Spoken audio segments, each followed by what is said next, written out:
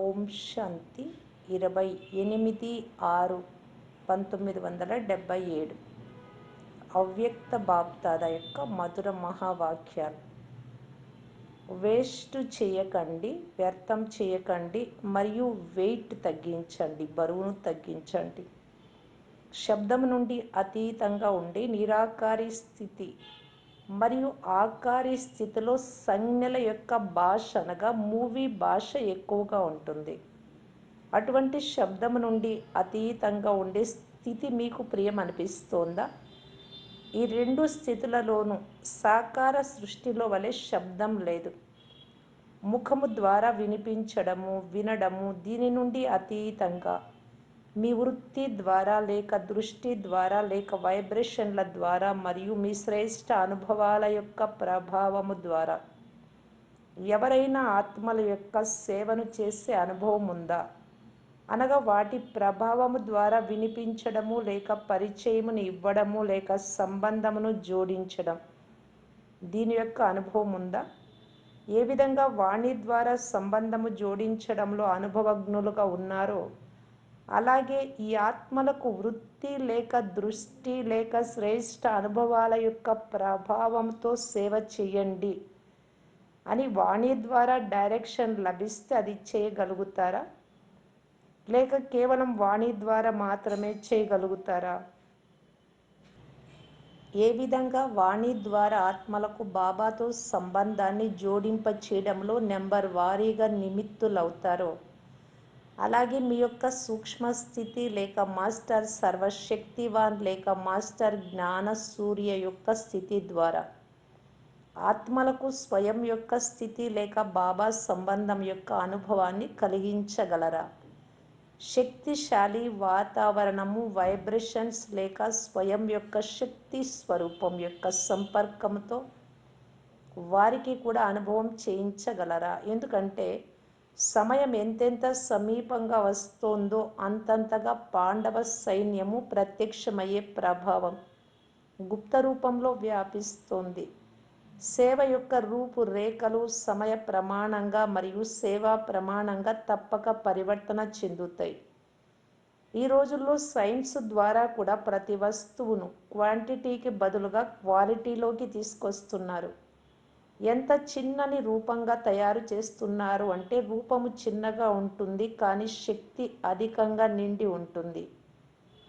తీయదనం యొక్క విస్తారమును సాక్రిన్ యొక్క రూపంలోకి తీసుకువస్తారు, విస్తారమును సారంలోకి తీసుకువస్తూ ఉన్నారు. అదేవిధంగా పాండవ సేన అనగా సైలెన్స్ శక్తి యొక్క శ్రేష్ఠ ఆత్మలు కూడా 1 గంట యొక్క భాషణ ద్వారా ఎవరికైనా ఏ పరిచయమునైతే ఇవ్వగలరో దానిని 1 క్షణం యొక్క శక్తిశాలి దృష్టి ద్వారా, శక్తిశాలి స్థితి ద్వారా, కళ్యాణం యొక్క భావన ద్వారా, ఆత్మిక భావన ద్వారా స్మృతిని కలిగించగలరా లేక అపరోక్ష సాక్షాత్కారమును చేయించగలరా? ఇప్పుడు ఇటువంటి అభ్యాసం యొక్క అవసరం ఉంది. దీని కొరకు 2 విషయాల యొక్క అవసరము ఉంది. వాటి ద్వారా అటువంటి శ్రేష్ఠ సేవకు నిమిత్తులవ్వగలుగుతారు. ఏ 2 విషయాల వైపు విశేషంగా బాబా అటెన్షన్ను ఇవ్వమంటూ ఉన్నారు? అవేంటో మీకు తెలుసా? నలువైపులా ఈ 2 విషయాలపై ధ్యాస ఉంచండి అని చెప్తున్నారు. ఒకటేమో ఏ వస్తువును వ్యర్థం చేయకండి మరియు ఇంకొకటి బరువును తగ్గించండి. వారేమో శరీరం యొక్క బరువును తగ్గించమంటారు, కానీ బాప్దాదా ఆత్మ పైన ఏ భారం అయితే ఉందో, ఏ భారం యొక్క కారణంగా ఆత్మ ఉన్నతమైన స్థితిని అనుభవం చేసుకోలేకపోతోందో ఆ భారాన్ని తగ్గించండి అని చెప్తారు. ఒకటి వేస్ట్ చేయకండి, ఇంకొకటి వెయిట్ను తగ్గించండి. ఈ 2 విషయాలపై విశేషమైన గమనం ఉంచాలి.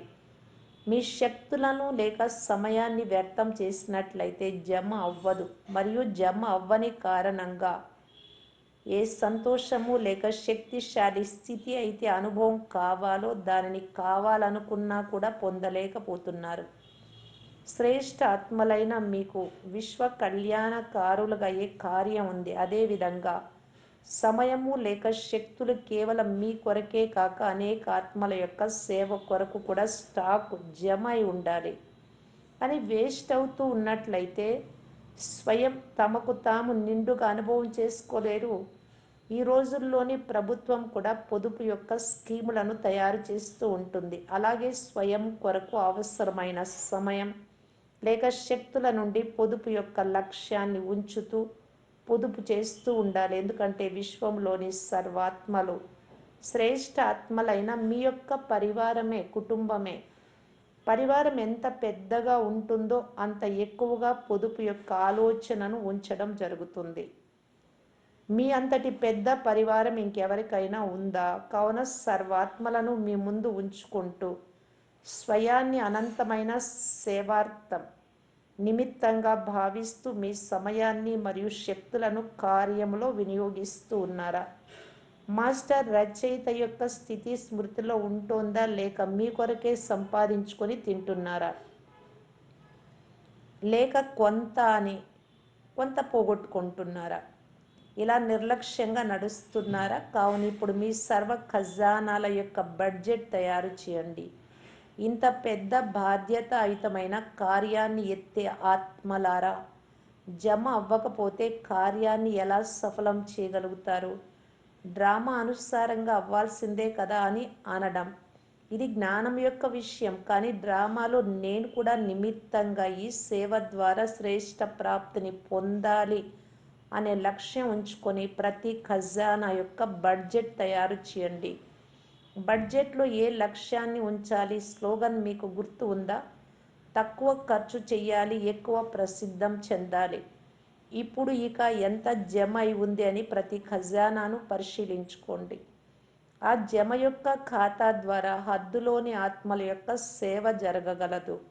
ప్రతి సబ్జెక్టు ద్వారా అనంతమైన సేవ కొరకు నిమిత్తం అవ్వగలుగుతున్నానా, లేక కేవలము జ్ఞానము ద్వారా చేయగలుగుతున్నాను కానీ ధారణ ద్వారా చేయలేకపోతున్నాను? ఎప్పుడైతే ఫుల్గా అవ్వాలో అప్పుడు ఫుల్ సబ్జెక్టుల ద్వారా సేవ కొరకు నిమిత్తులుగా అవ్వడం ఎంతో అవసరం. చెకింగ్ చేసుకోవాలి. ఏ ఒక్క సబ్జెక్ట్లోనైనా లోపం ఉన్నట్లయితే ఫుల్ పాస్ అవ్వరు, కేవలం పాస్ అవుతారు. ఒకటేమో పాస్ అవ్వడము, రెండవది పాస్ విత్ హానర్గా అవ్వడం, గౌరవప్రదంగా పాస్ కావడం. ఎవరైతే కేవలం పాస్ అవుతారో, పాస్ విత్ హానర్గా అవ్వరు, వారు ధర్మరాజు యొక్క శిక్షలను పొంది పాస్ కావాల్సి ఉంటుంది. అనగా ఎంతో కొంత శిక్షల యొక్క అనుభవాన్ని పొందుతారు. పాస్ విత్ హానర్లు ఇతరులు పాస్ అవ్వడం చూస్తారు. కావున ప్రతి సబ్జెక్ట్లోనూ ఫుల్ పాస్ అవ్వాలి అంటే ప్రతి ఖజానాను రక్షించుకోండి మరియు బడ్జెట్ను తయారు చేయండి, అనగా వ్యర్థం చేయకండి. ప్రతి క్షణాన్ని, సంకల్పాన్ని స్వయాన్ని శక్తిశాలిగా చేసుకోవడంలోనైనా ఉపయోగించండి, లేక సర్వాత్మల యొక్క సేవార్థమైన కార్యంలో వినియోగించండి. ఇక రెండవ విషయం, భారమును తగ్గించండి. ఒకటేమో పూర్వజన్మలో మిగిలి ఉన్న, పూర్వజన్మలంటే ద్వాపరయుగం నుండి చేస్తూ వస్తున్న లెక్కాచారాల యొక్క బరువును సమాప్తం చేయడంలో నిమగ్నమై ఉన్నారు. ఆ భారము పెద్ద భారమేమీ కాదు, కానీ బ్రాహ్మణులుగా అయ్యాక లేక బ్రహ్మకుమార్ కుమారీలని పిలువబడ్డాక, విశ్వ కళ్యాణకారులు లేక విశ్వ సేవాదారులు అని పిలువబడ్డాక కూడా ఏవైనా చెడు సంకల్పాలు లేదా వికర్మలు, పాపకర్మ చేస్తే ఈ భారం ఆ భారం కన్నా 100 రెట్లు ఎక్కువ అవుతుంది. ఇటువంటి ఎన్ని రకాలైన భారాలను మీపైకి ఎత్తుకున్నారు. మీ సంస్కారాలకు వశమై, స్వభావాలకు వశమై, జ్ఞానం యొక్క, బుద్ధి యొక్క అభిమానానికి వశమై, పేరు ప్రతిష్టల స్వార్థానికి వశమై, స్వయానికి సమాధానాలను ప్రాప్తింపచేసుకునేందుకు వశమై, లేక నిర్లక్ష్యానికి, బద్ధకానికి వశమై ఇప్పటి వరకు ఎన్ని బరువులు మీపైకి ఎత్తుకున్నారు. కానీ జ్ఞాని ఆత్మగా పిలువబడ్డాక, సేవాధారిగా పిలువబడ్డాక సేవకు బదులుగా డిస్సర్వీస్ చేసే కర్మలు లేక వాతావరణాన్ని వ్యాపింపచేసే వైబ్రేషన్లను ఉత్పన్నం చేసేందుకు నేను ఎప్పుడూ నిమిత్తం అవ్వకూడదు అన్న ధ్యాస ఎల్లప్పుడూ ఉంచాలి. ఎందుకంటే సేవ జరుగుతున్నా కానీ ఒక్కసారి యొక్క డిస్సర్వీస్ 10 సార్లు చేసిన సేవను సమాప్తం చేస్తుంది. ఏ విధంగా మూలం నుండి అంతమైపోతుందో అలాగే ఒక్కసారి చేసిన డిస్సర్వీస్ 10 సార్లు చేసిన సేవ యొక్క ఖాతాను అంతం చేసేస్తుంది. కానీ తాము మటుకు తానెంతో సేవ చేస్తున్నాము అని భావిస్తూ ఉంటారు. కానీ ఖాతా ఖాళీగా ఉన్న కారణంగా గుర్తులు కనిపిస్తున్నా కానీ అభిమానానికి వశమై బయట నుండి అన్నీ తెలిసిన వారిగా ప్రవర్తిస్తారు. వాటి చిహ్నాలు ఏ విధంగా ఉంటాయి? ఒకటేమో స్మృతిలో శక్తి లేక ప్రాప్తి యొక్క అనుభవం ఉండదు. లోపల సంతుష్టత ఉండదు. ప్రతి సమయము ఏదో ఒక పరిస్థితి లేక వ్యక్తి లేక ప్రకృతి యొక్క వైభవం స్థితిని అలజడిలోకి తీసుకువచ్చేందుకు లేక సంతోషమును శక్తిని అంతం చేసేందుకు నిమిత్తమవుతాయి. బయటి యొక్క అట్టహాసం ఎంత సుందరంగా ఉంటుంది అంటే అనేక ఆత్మలు వీరిని గుర్తించని కారణంగా వీరిని అందరికన్నా మంచి ప్రసన్న చిత్తులుగా మరియు మంచి పురుషార్థులుగా భావిస్తారు. కానీ లోపల పూర్తిగా చిక్కులలో ఖాళీగా అయి ఉంటారు. పేరు ప్రతిష్టల యొక్క ఖాతా ఫుల్గా ఉంటుంది. కానీ ఖజానాల యొక్క ఖాతా అనుభూతుల యొక్క ఖాతా ఖాళీగా ఉంటాయి. అనగా ఏదో నామమాత్రంగా ఉంటాయి. దానికి గుర్తు ఏమిటి? అటువంటి ఆత్మలు స్వయం విఘ్నాలకు వశమై ఉన్న కారణంగా సేవ యొక్క కార్యంలో కూడా విఘ్న రూపులుగా అవుతారు. వీరికి విఘ్న వినాశకులు అన్న పేరు ఉంటుంది. కానీ వారు విఘ్న రూపులుగా అవుతారు. అటువంటి ఆత్మలపై సమయం అనుసారంగా భారం పెరుగుతున్న కారణంగా అనేక రకాలైన మానసిక వ్యర్థ చింతనకు లేక మానసిక అశాంతికి గురి అవుతారు. అటువంటి అనేక రోగాలను ప్రాప్తింపచేసుకుంటారు. రెండవ విషయం, బరువున్న కారణంగా పురుషార్థం యొక్క వేగం తీవ్రంగా ఉండదు. హై జంప్ వదలండి, కనీసం పరుగు కూడా తీయలేరు. ఇది చేద్దాం అది చేద్దామని ప్లాన్స్ వేస్తారు కానీ సఫలురు కాలేరు. మూడవ గుహ్యమైన విషయం ఏమిటి అంటే భారమయమైనటువంటి ఆత్మలు ఎవరైతే విఘ్నరూపులుగా లేక డిస్సర్వీస్కు నిమిత్తంగా అవుతారో బాబాకు అర్పించబడిన తమ తనువును మనస్సును లేక ఈశ్వరీయ సేవార్థం లభించిన ధనమును ఎవరైతే తమ విఘ్నాల యొక్క కారణంగా వ్యర్థం చేస్తారో అనగా ఎవరైతే సఫలతను పొందరో వారిపై వీటిని వ్యర్థం చేసినందుకు కూడా భారం పెరుగుతుంది. కావున పాపముల యొక్క గుహ్య గతులను కూడా బాగా తెలుసుకోండి. ఇప్పుడు ఇక ఏం చేయాలి? వేస్ట్ చేయకండి మరియు వెయిట్ తగ్గించండి. ధర్మరాజపురికి వెళ్ళే ముందే మీపై మీరు ధర్మరాజులుగా అవ్వండి. మీ లెక్కనంతటిని మీరే తెరవండి మరియు పాప పుణ్యాల యొక్క ఖాతా ఎంత మిగిలి ఉంది అని పరిశీలించుకోండి. ఏమి జమ చేసుకోవాలో చూసుకోండి మరియు విశేషంగా స్వయం కొరకు ప్లాన్స్ తయారు చేసుకోండి. పాపాల ఖాతాలను భస్మం చేయండి, పుణ్య ఖాతాను పెంచండి. బాప్ దాదా పిల్లల యొక్క ఖాతాలను చూసి అవి చాలా సంపన్నంగా అయిపోవాలి అని భావిస్తారు. బాబా ఈ క్లాస్ చెప్పేటప్పుడు బయట వర్షం పడుతూ ఉండింది. ప్రకృతి కూడా తన పాఠమును చదివిస్తోంది.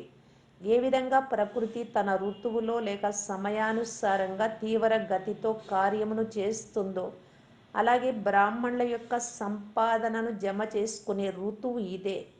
కావున ఈ ఋతువు అనుసారంగా తీవ్ర వేగంతో జమ చేసుకోండి.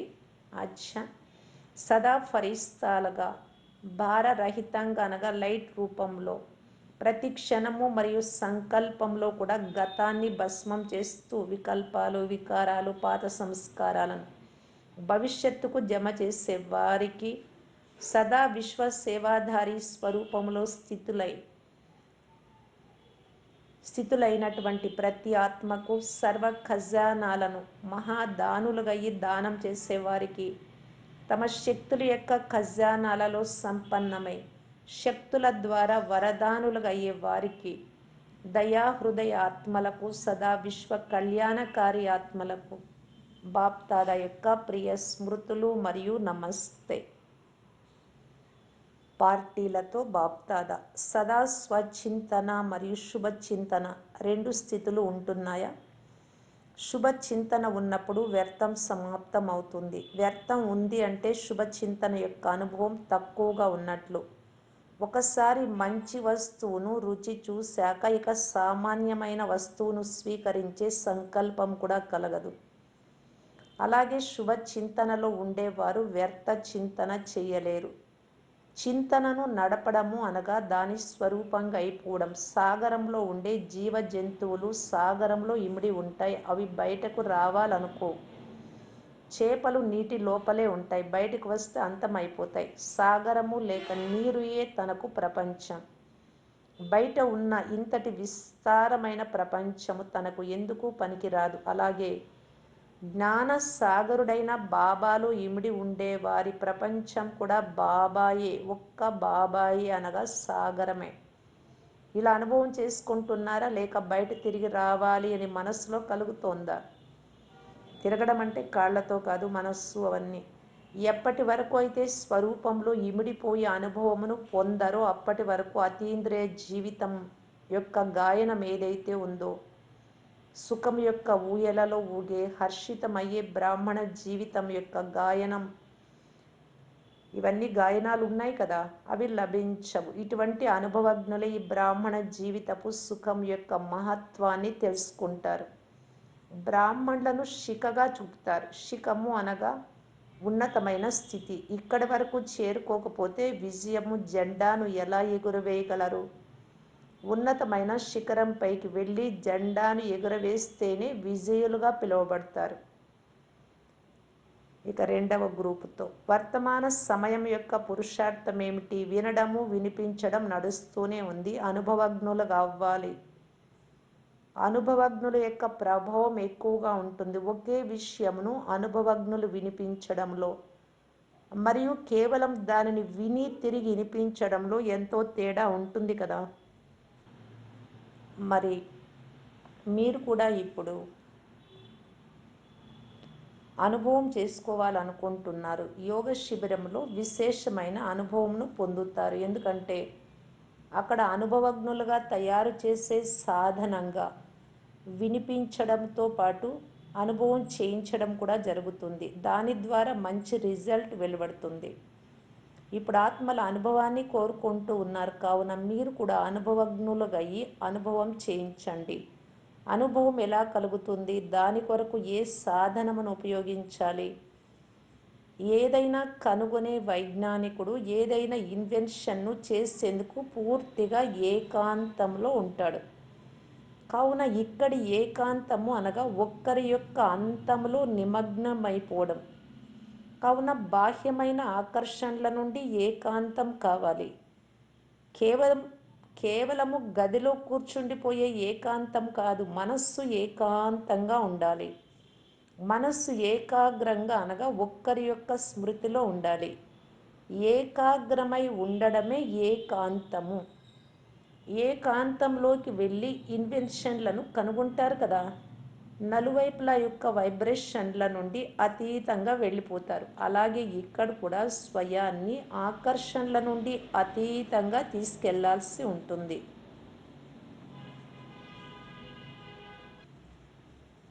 ఏకాంతం ఇష్టం లేని వారు కూడా చాలామంది ఉంటారు. సంఘటనలో ఉండడము, నవ్వడము, మాట్లాడడం వారికి ఎక్కువగా ఇష్టం అవుతుంది. కానీ ఇది బాహ్యముఖతలోకి రావడం. ఇప్పుడు స్వయాన్ని ఏకాంత వాసిగా చేసుకోండి, అనగా సర్వ ఆకర్షణల యొక్క వైబ్రేషన్ల నుండి అంతర్ముఖులు కండి.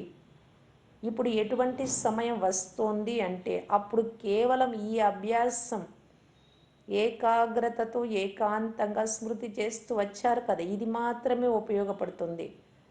బాహ్యమైన ఆకర్షణలకు వశీభూతమయ్యే అభ్యాసం ఉన్నట్లయితే అది సమయం వచ్చినప్పుడు మోసం చేసేస్తుంది. ఎటువంటి పరిస్థితులు రానున్నాయి అంటే అప్పుడు ఈ అభ్యాసం తప్ప ఇంకా ఏ ఆధారము కనిపించదు. ఏకాంత వాసులు అనగా అనుభవీ మూర్తులు. ఢిల్లీ వారు సేవ యొక్క ఆదికి నిమిత్తమయ్యారు. కావున ఈ విశేషతలో కూడా నిమిత్తులుగా అవ్వండి. అప్పుడు ఈ స్థితి యొక్క అనుభవంను ఇతరులు కూడా మీ నుండి కాపీ చేస్తారు. ఇదన్నింటికన్నా పెద్ద సేవ.